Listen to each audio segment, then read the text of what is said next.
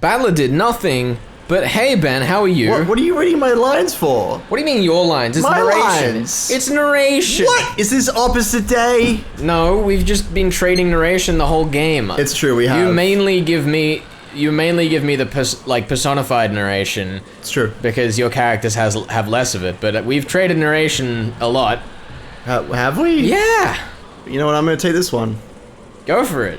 Okay. Well, welcome back. First off. That's what I just said. I know. I just want to make sure that everyone knows God, that I also am welcoming them back. What if you shouldn't, Ben? Why wouldn't I welcome them back? That's rude. Guys, he's bullying me. What if you're the culprit, Ben? He's bullying me. I'm not.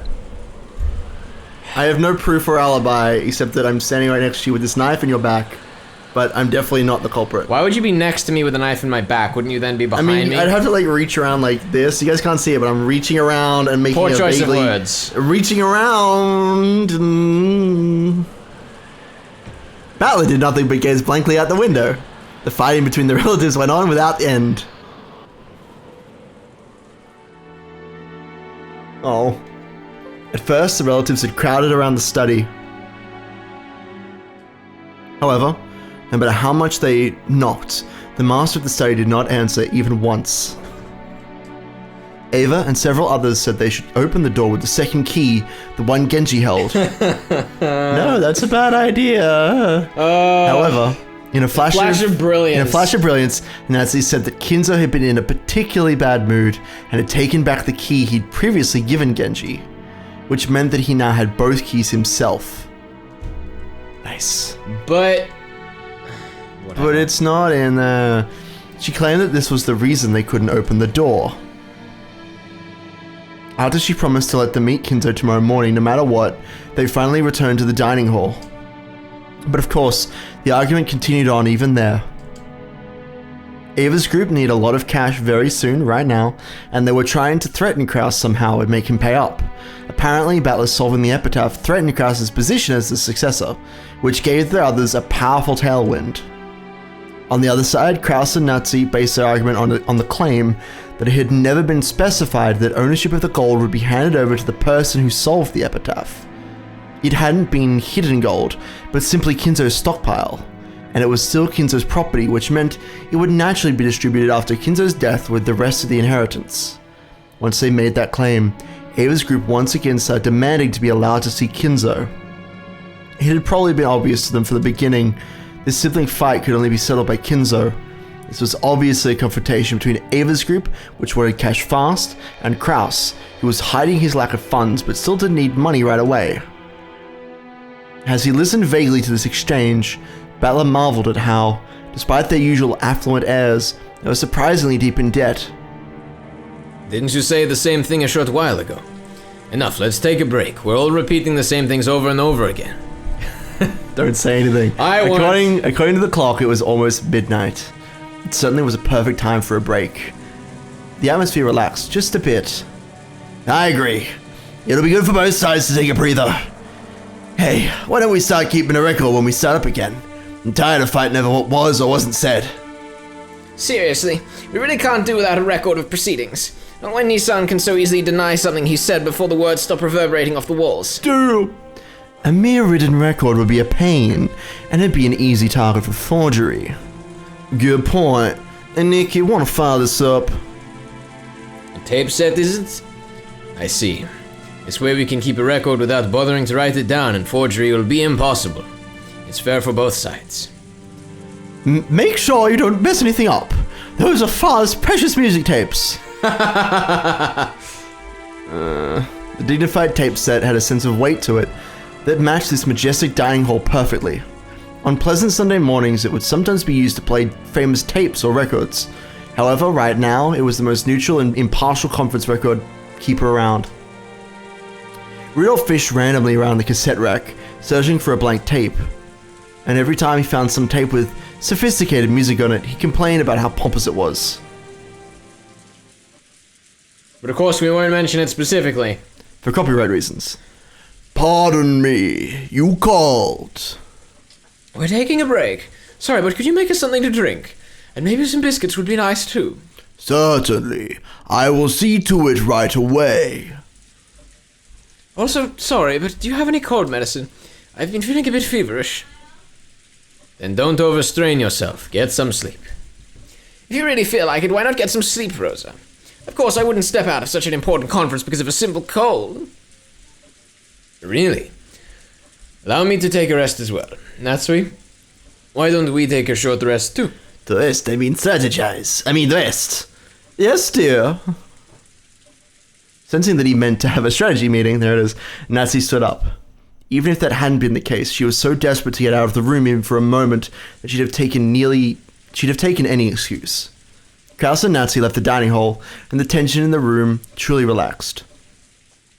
Such problem people, Krauss and Natsuhi. Damn. Right.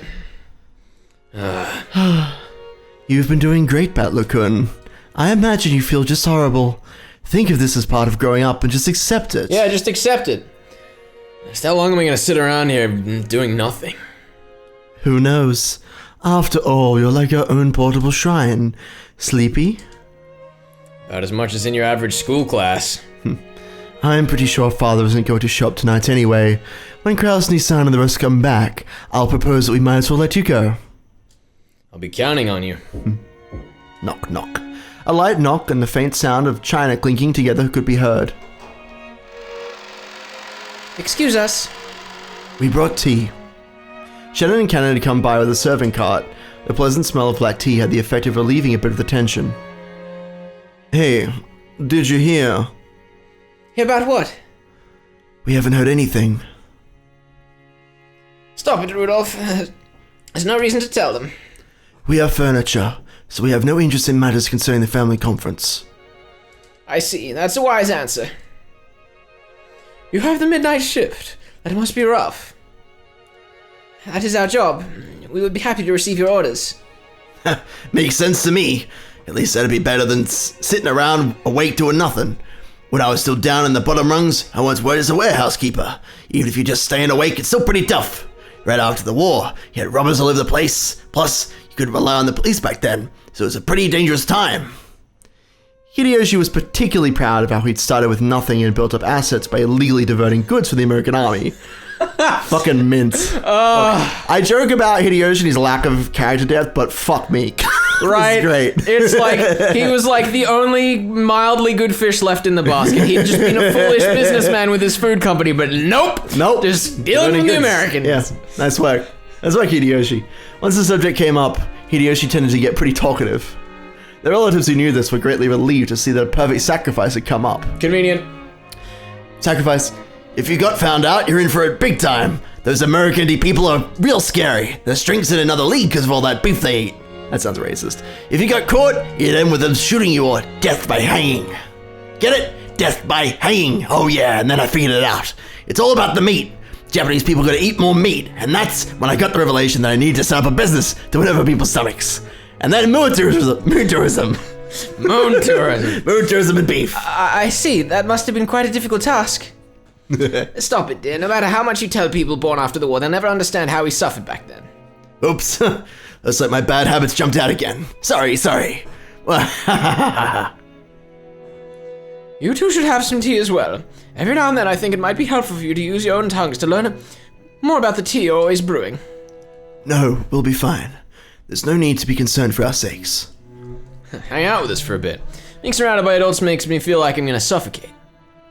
Hear that? That's an order from Battlesome, the successor. Sit over there and have some tea with us. Then you can talk about recent events, your hobbies, TV shows you watch, and whatever it is that's popular with the kids these days. There's a lot we could learn. That's a brilliant idea. Come on, you two sit down too. And why don't you become sacrifices for us now that we crave something to talk about? That's right. I thought it'd be nice to talk to some young kids, but that'll be pretty hard when I'm too old even to go to a cabaret club. How long are you planning on standing around there? Rudolph told you to sit. Sit down.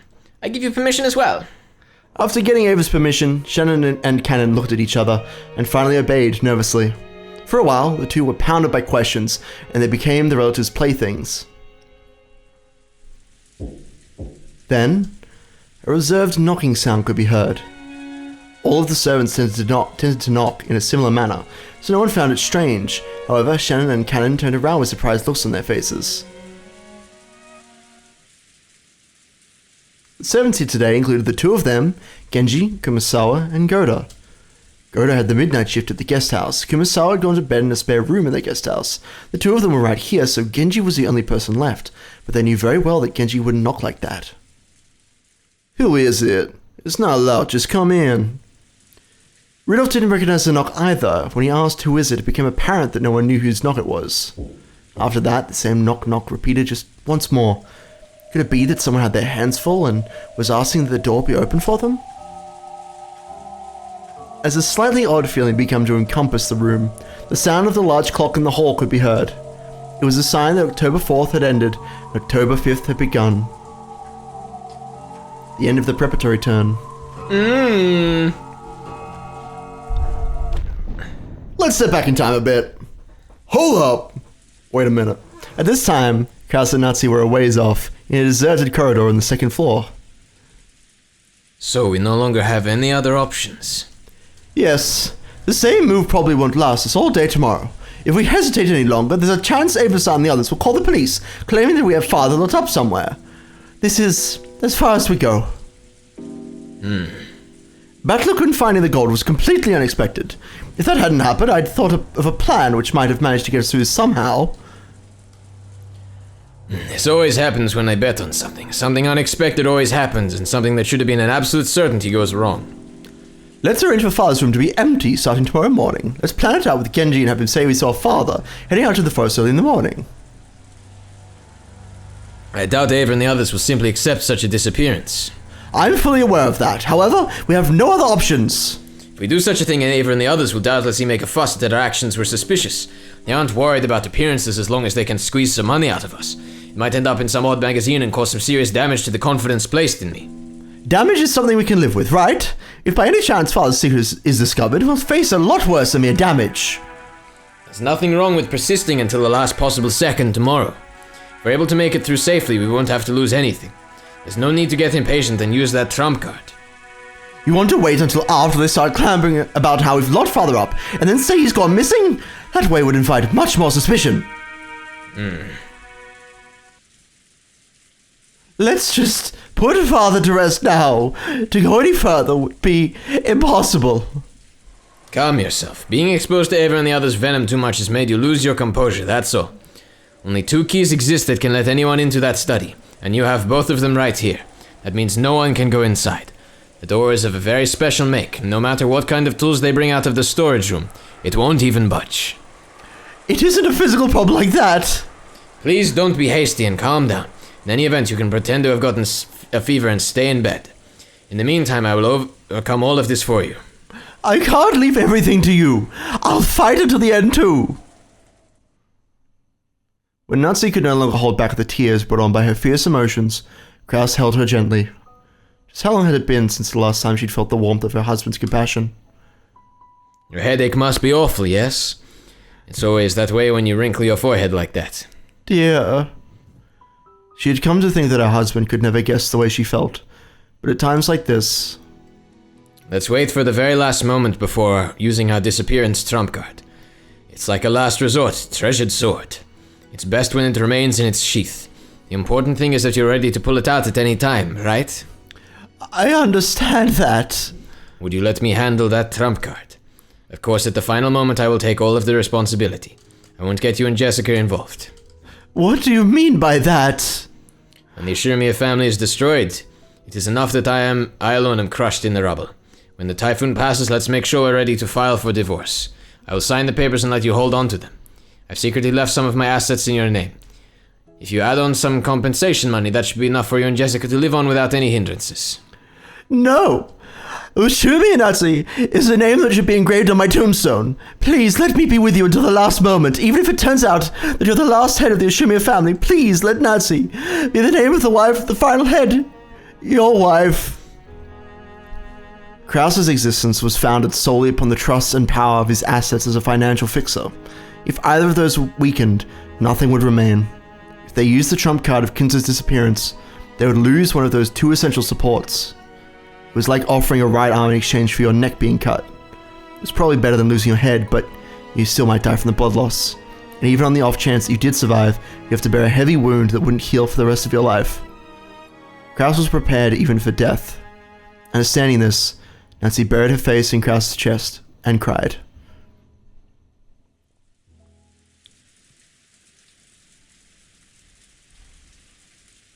My apologies for interrupting. The sudden appearance of Genji's voice made Natsuhi jump back and hurriedly wipe the tears from her eyes. Krauss stood in front of Natsuhi, shielding her. Ah, Genji-san. Please don't sneak up on us. Do you have some business? Yes, my apologies, but I have something to report to Madame. To me? Dear. I don't mind. Krauss left Natsuhi's side, went to a window a short ways off, and gazed at the windy and rainy rose garden. Natsuhi went with Genji to a place a short distance away. What is it? Well, the truth is, another phone call has come for you, Madame. At that moment, a sudden eerie sound surprised her. It was a large clock in the hall announcing midnight. You don't mean that man again? Yes, what is to be done? Did he say what business he had with me? I can give you no answer on that matter. He kept insisting that he wanted to speak with you directly. Again, a phone call from the man who claimed to be taking revenge for something that happened 19 years ago. 19 years ago. That was just 1 year before Jessica and Battler were born. In Natsuhi's eyes, the gap between 19 years ago and 18 years ago was immense. For a long time, she had been unable to fulfill her role of creating a successor for the Ushimiya family and had been treated very coldly. But then she finally gave birth to Jessica and became able to call herself the Ushimiya successor's wife with her head held high. So in her eyes, Ushimiya and Natsuhi began 18 years ago. That's why everything before that, including the events of 19 years ago, contained nothing but hateful memories.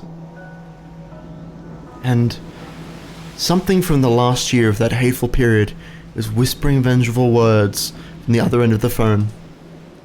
I can still hear the roar of the sea.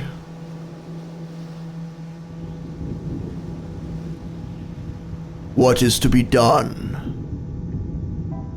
Transferred to my room. Don't let my husband know. As you wish.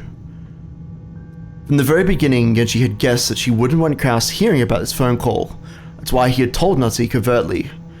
Natsuhi ordered that he transfer the call, told Krauss that she would turn in for the night, and left at a quick pace.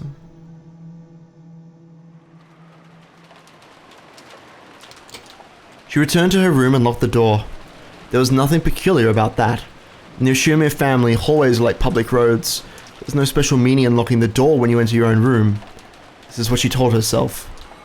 Then, as though it had been waiting for her, the telephone rang. And she had probably transferred the call. She took a deep breath, rated herself, and picked up the receiver. Hello? Again, it started with silence.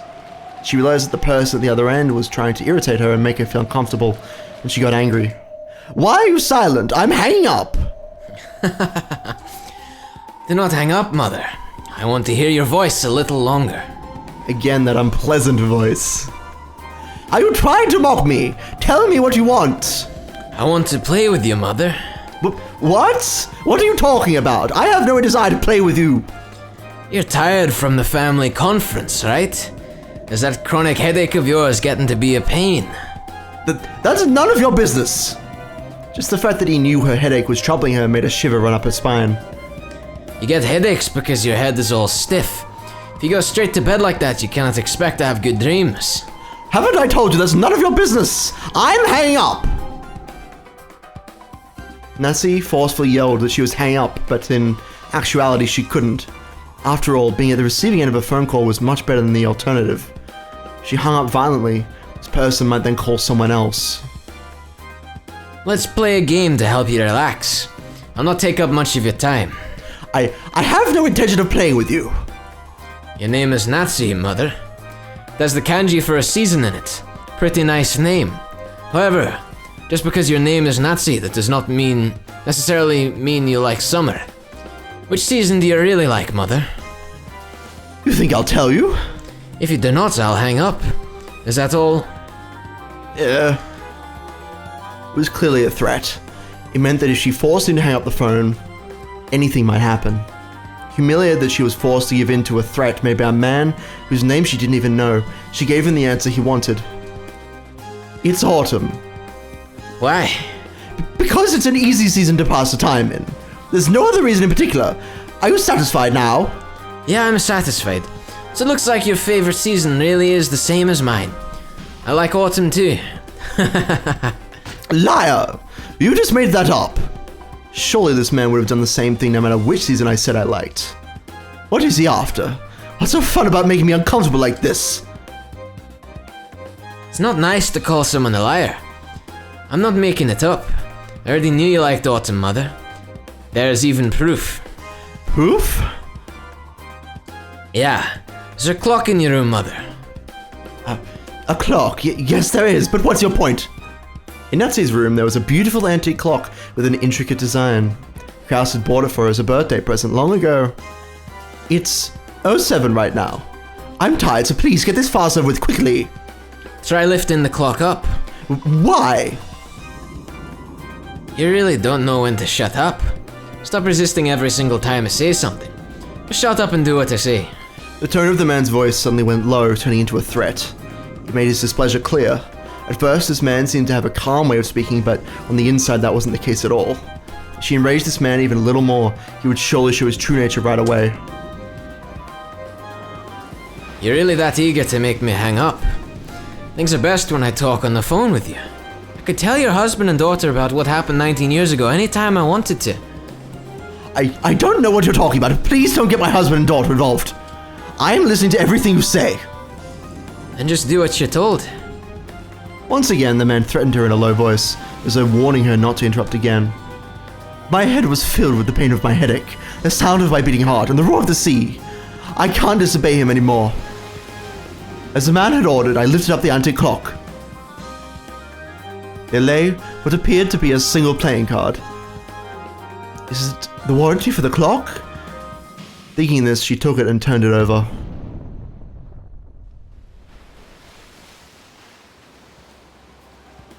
Are you wide awake now?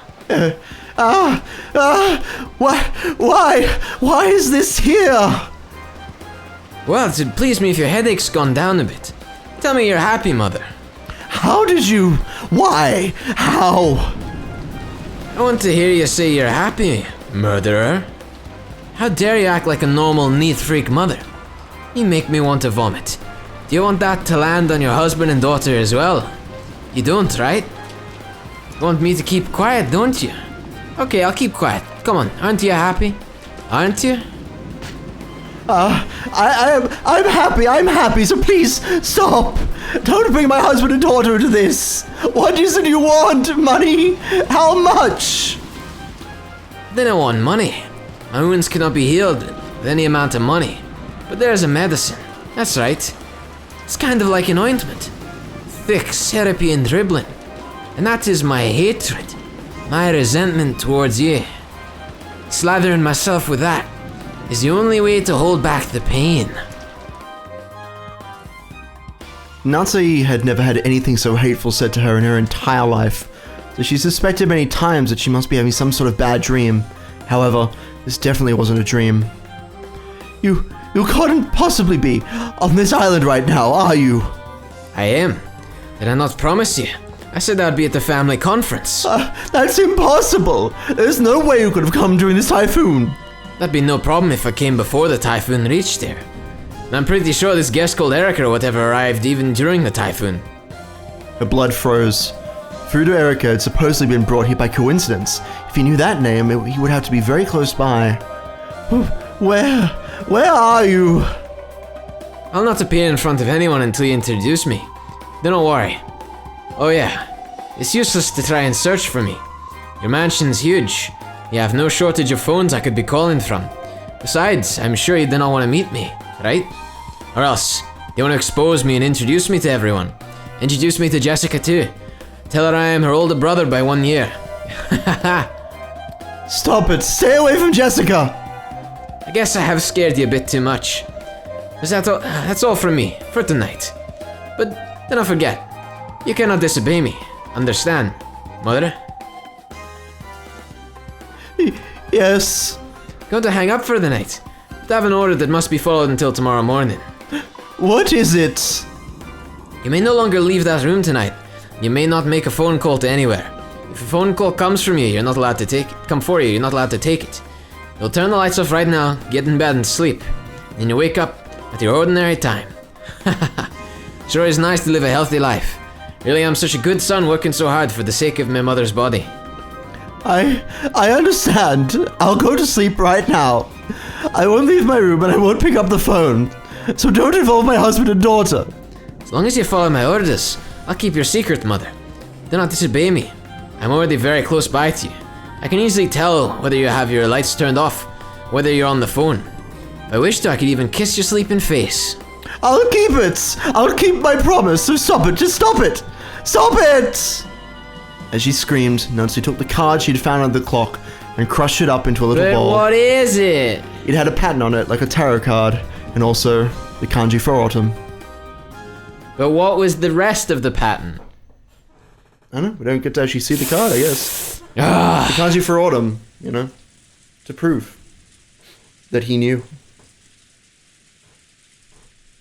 I don't know, this is all working pretty nicely so far. Seems like Battler Accomplice is trying to frame Natsuhi. You think so? Yeah. Maybe. Let's step back in time once again. Right now it is the exact moment that the large clock in the hall announced midnight. Wondering who the person who knocked twice was, the relatives in the dining hall stared at the door. Rudolph told them to come in, but there was no answer.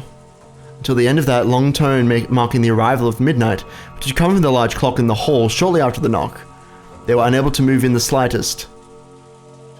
Maybe their hands are full and they can't open it. Maybe. But it's a bit creepy that they won't say their name. Should I open it? Do so. Cannon nodded back, then slowly opened the door.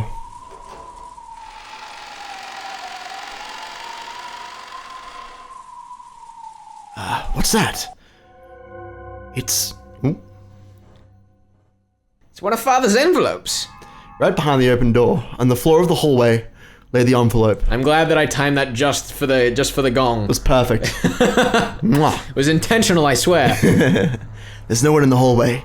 Perhaps they placed this here and left. The adults flew out into the corridor as well, but they could find no trace of anyone who might have knocked on the door. Just about an hour ago, Shannon and Cannon had come in to serve tea. At that time, everyone had seen that nothing lay on that spot. Someone came, knocked, left an envelope with the mark of the one-winged eagle on it, and left. Could it have been the master? It's not unthinkable. Father's pretty much the only person in this mansion who would refuse to answer when asked who he was. That's not possible. If that were the case, why wouldn't Father come in here openly? That's right. Father'd probably just barge in here without knocking. The doors and windows of this mansion are locked tight now, right? In that case, the only people who could conceivably lift a letter, they're Krauss-san, Natsuhi-san, and Genji-san. By this point, the mansion should be completely locked up. Therefore, the cousins of the guest house, Nanjo, Goda, Kumasawa, and Erika, could not have come here. Furthermore, since Krauss, Natsuhi, and Genji were the only three who wanted in this room, one of those three had to have been the one who sent that letter down the corridor.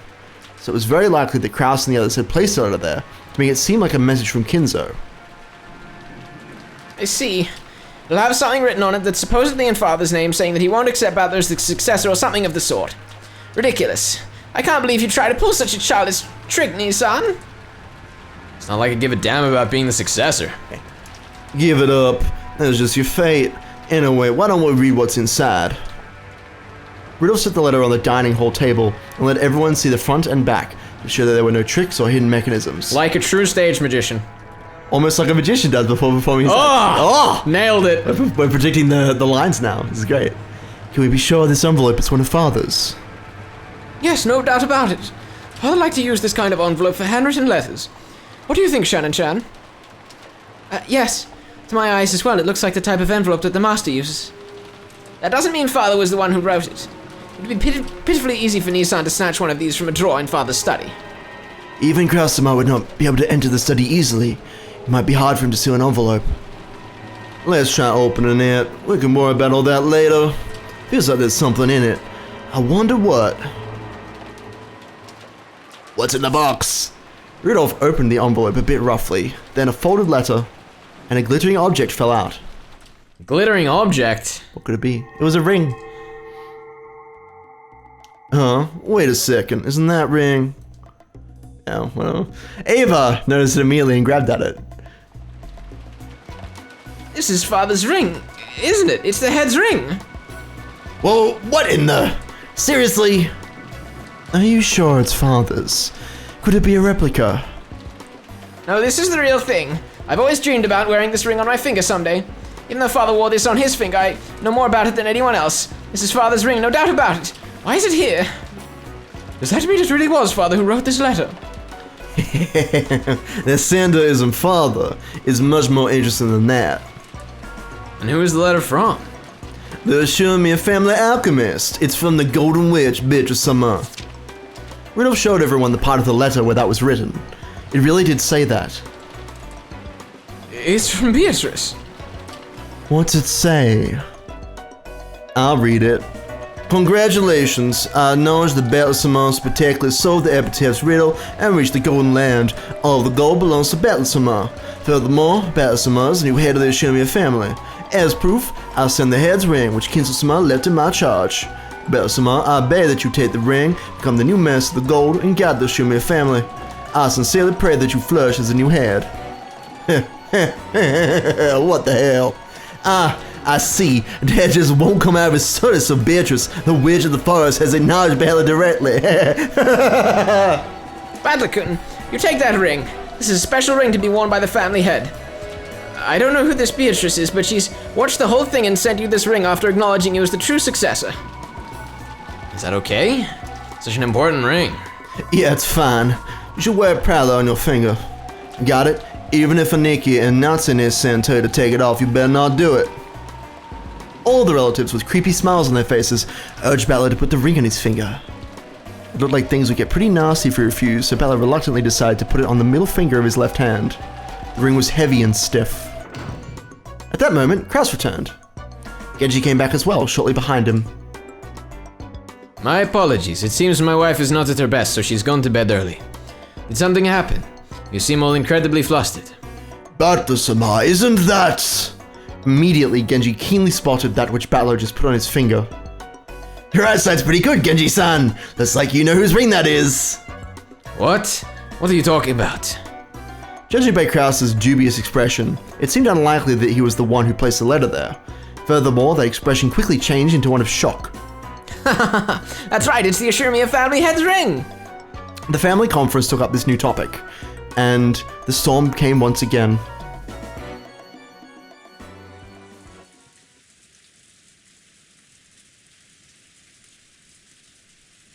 Oh shit. It's a clock, but the chapter hasn't ended. I was gonna say, this isn't the end of the chapter, just clocks are moving, it's very strange. I was actually gonna comment earlier, I wondered why they just told us we were going back in time rather than using the clock. Well, there's your answer, they wanted to save it for that moment. The rain was still pouring down as hard as ever. This weather was supposed to continue all day tomorrow as well, which made me feel a bit depressed. No, wait, given the time I should say today, not tomorrow. That doesn't really matter now. I'm sleepy. Yeah. Half asleep eyes, I opened my umbrella. The large drops of rain poured mercilessly against it. We're gonna give so many points away if this isn't Battler. It'll be fine. I'm pretty sure it'll be fine. Technically, the end of the family conference had been declared at 1 a.m. But external scuffles kept it continuing sluggishly. Really jealous of Aunt Rosa, who managed to slip out of there at that time. She cleverly got away by saying she'd check on Maria, who might have been staying up too late. Dad caught me ruining my chance to escape, and they made me stick around now until 3 a.m. So what have they decided on after all this time? Nothing at all.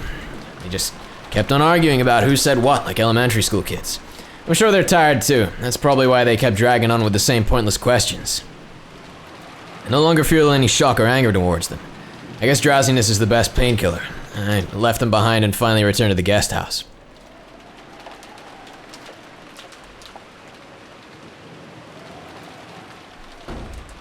When I got back to the guest house, the first floor lounge was lit. I could even hear people chatting inside. Apparently some people were still awake even this late. Despite the late hour, Goda-san and Dr. Nanja were still up and chatting. Plates and cups were lined up on the counter, and it looked almost like a bar with Goda-san as the bartender.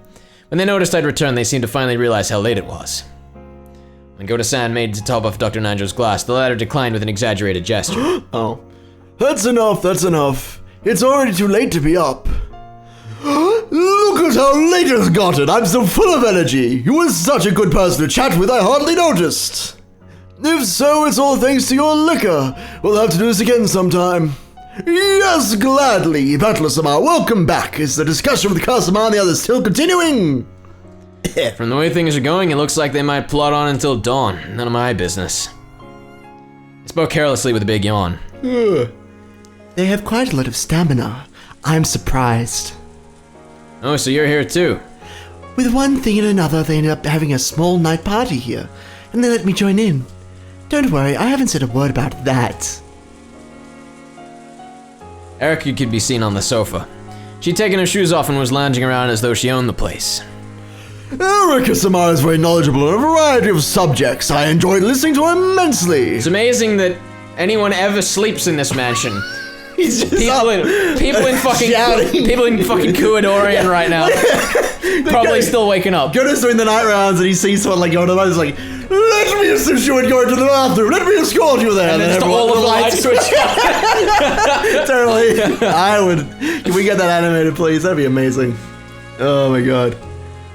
Your knowledge truly is extensive. Very impressive for one so young. You're very welcome.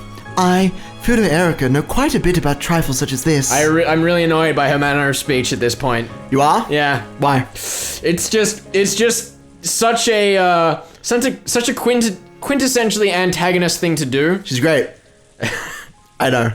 She's like, oh, you simpletons, I know so much. Have I mentioned how pretty I am? And like, bats her eyelashes. Right. Get out of here. Get out of here. She's literally posing. God damn her.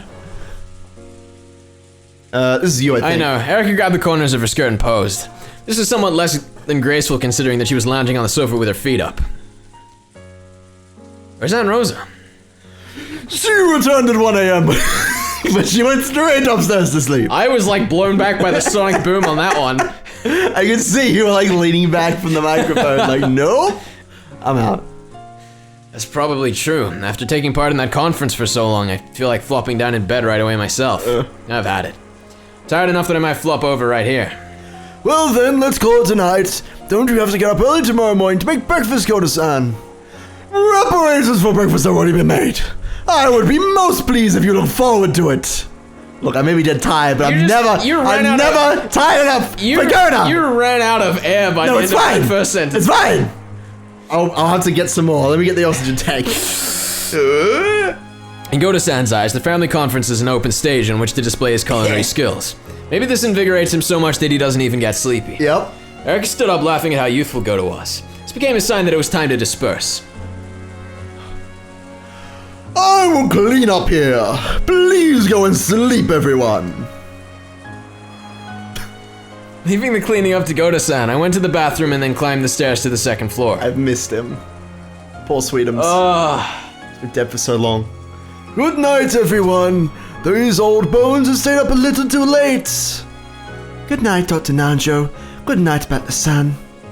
Yeah, good night. And in the second floor hallway, we split up.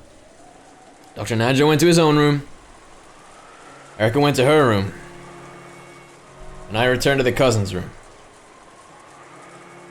Couldn't hear any sounds of playing coming from our room. Could they have fallen asleep already? I'm surprised at this time of night. If they were still playing, they would have been staying up way too late. When I opened the door quietly, as expected, the room was already pitch black except for a small nightlight. Everyone was already sleeping in their beds. Sure, they all had a great time and played a ton. They probably talked about youthful things and enjoyed staying up late. If only I hadn't found the gold, I could have enjoyed my time with them. I'm already tired, so tired. Beginning to even change my clothes or brush my teeth, I crawled into bed and immediately began to descend in the marshes of sleep. Today's been so insane. What if that old bastard is still in that family conference now? How does he not get tired? Come to think of it. What was it that old bastard said when we parted company? Tomorrow there's something important I want to talk about. As a family, it's about you. Sure, it's more stuff about being the successor. I don't even want to hear about it. If I tell you about this, I'll probably be killed. Kill you whenever you want, you old bastard. And what was it he said next? It's about your birth. My birth? Probably just something about the noble Ishirmiya lineage. Not interested. Yep. Just let me sleep. Irrelevant. Chapter end. Oh. That's the same line he used in episode 1. No, it's not. It's not. He said, tonight I will probably be killed. Close enough. But it is an interesting callback. Alright, well, we'll see you guys next time.